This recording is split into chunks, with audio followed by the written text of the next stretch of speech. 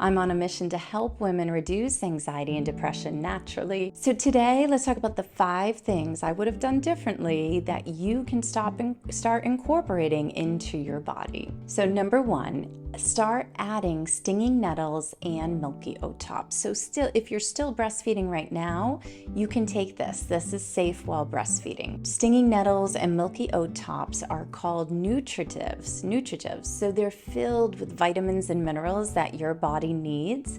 It's safe while breastfeeding, it's safe while weaning, and it'll help nourish your body to keep your nervous system at ease and to help fill your body with nutrients that you need. So during breastfeeding, you've got all the feel-good hormones, right? You've got prolactin, you've got oxytocin, and when you're done breastfeeding, everything has to readjust. My girlfriend said it was like she was riding the waves of hormones. She knew it was coming. It was her second baby, and she was just going with the flow. She was riding the waves, and I love that image because that's what it feels like. Feels like a storm is coming because the hormones are trying to readjust. So the first remedy is to begin nourishing your body. We could do it with supplements, but I try to stay away from supplements as much as I can because your organs have to break down the supplements. So herbal teas are the most nourishing way to take in vitamins and minerals, and that's what's been lost in our culture, is drinking herbal teas for nourishment. So number 1, I would go back to what I'm calling the 1 daily tea. I'll leave links below. So it's stinging nettles and milky oat tops. Number 2, I'd add in adaptogens. Now, adaptogens are really popular right now. They were not 9 years ago, not as popular. And there was a lot of fear around using adaptogens. So most of them are fairly safe if you are breastfeeding, so you can start to explore that now. And as you wean, continue using these adaptogens to help prevent colds and flus, to help prevent burnout and breakdown. And something like ashwagandha will help soothe the nervous system. So these days I'm taking ashwagandha during the day. I'm putting reishi in my coffee. Number 3, I would have taken more nervines. So nervines help soothe the nervous system. Motherwort is the number 1 remedy for soothing heart palpitations, and it's safe while breastfeeding. So you can take it while breastfeeding and as you wean, and you can take it throughout the day if you're feeling panic come on. Sometimes anxiety comes out of nowhere and next thing you know, you're in a panic attack. So consider taking motherwort throughout the day. Stay within the dosing limits, of course, but that will help soothe anxiety. So I would have taken more nervines to soothe my nervous system. Nervines to go to sleep, nervines if you wake up in the middle of the night, or more sedative herbs. So you're trying to really soothe your nervous system with all these hormonal changes going on in your body. Number 4, I would have stopped drinking wine.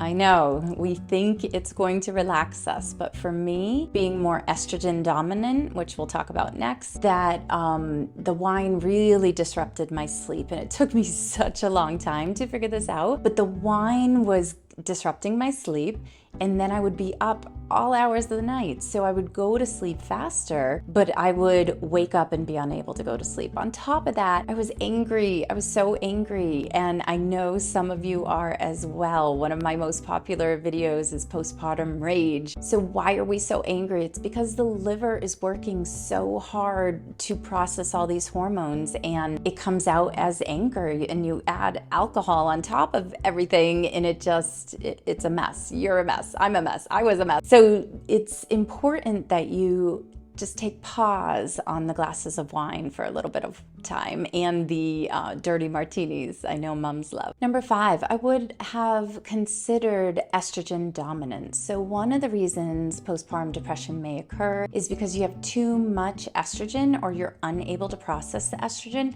and your progesterone is not high enough. So when you can't clear estrogen from your body, then it gets stuck in your body and you have weight gain. The signs of high estrogen levels are irregular periods, mood swings, weight struggles, headaches, acne, bloating, digestive symptoms, and when they go too high for too long, they can contribute to endometriosis, fibroids, and reproductive cancers. And that's what I'm dealing with now is fibroids. So when you have too much estrogen, you may notice that you can't sleep because progesterone helps you sleep, and you may notice that you get these mood swings, and then you may end up years later with fibroids or endometriosis. So high estrogen may be contributing to some of this postpartum depression and these mood swings that we get after childbirth. Consider taking St. John's wort sooner. So if you're breastfeeding, it is considered a level 3, level 4 safe while breastfeeding, but some moms are not comfortable with that or find that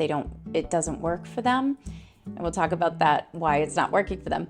But consider continuing St. John's wort in a blended tincture, because the St. John's wort helps us process the estrogen better, lowering the estrogen. It also acts as a nervine. It's antiviral, helps with PMS, and detoxifies to reduce estrogen loads.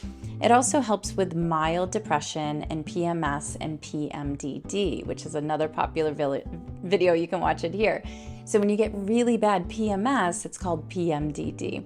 So consider continuing with St. John's wort, maybe not for depression reasons, but because it's an antiviral and helps with excessive estrogen load.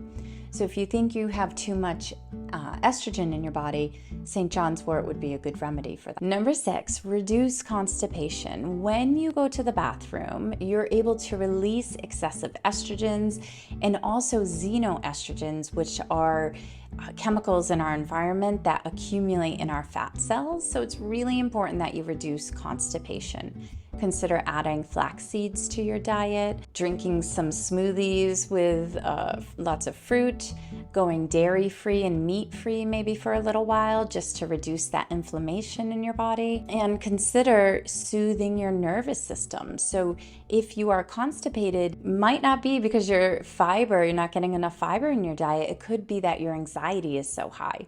So think about reducing your stress to go to. Number 7, talk with your doctor about adding progesterone cream. Now, this might not be for everyone, but if you have too much estrogen and not enough progesterone, there's ways to boost your progesterone level. And we could talk about that more and maybe just do a quick search on how to lift your progesterone levels, how to boost your progesterone levels naturally, because you can do it naturally, but also a cream may help you in the meantime. So there's a topical cream that is, I'll leave a link below, that helps reduce the estrogen load and boost the progesterone levels to help you sleep. You could explore the supplement, the pill that your doctor may prescribe, but personally I found it gave me severe migraines, so the cream works much better. You apply the cream to your wrist and you take it only when you're not bleeding. So when your period returns, you stop, and then alternatively add in progesterone. Number 8, make sleep a priority. I talk a lot about insomnia, postpartum insomnia, because it's really important that you get really good quality sleep so that prevents anxiety and depression. The nights that you don't sleep as much, you may notice that your nerves are a bit shot, right? So sleep is so important. There's a product called Lavender that is lavender essential oil, and clients have taken it to reduce busbar, the medications that help you sleep and medications with anxiety. So talk to your doctor about potentially adding that into your diet, but do be careful if you have estrogen dominant breast cancer in your family. Use caution when using essential oils internally. And number 9, ask for help. Ask for help. That's always a suggestion of mine because it was the number one thing I never wanted to do. I felt bad. I didn't want to burden anyone. So ask for help, because the more you can ask for help, the more you're going to get what your body needs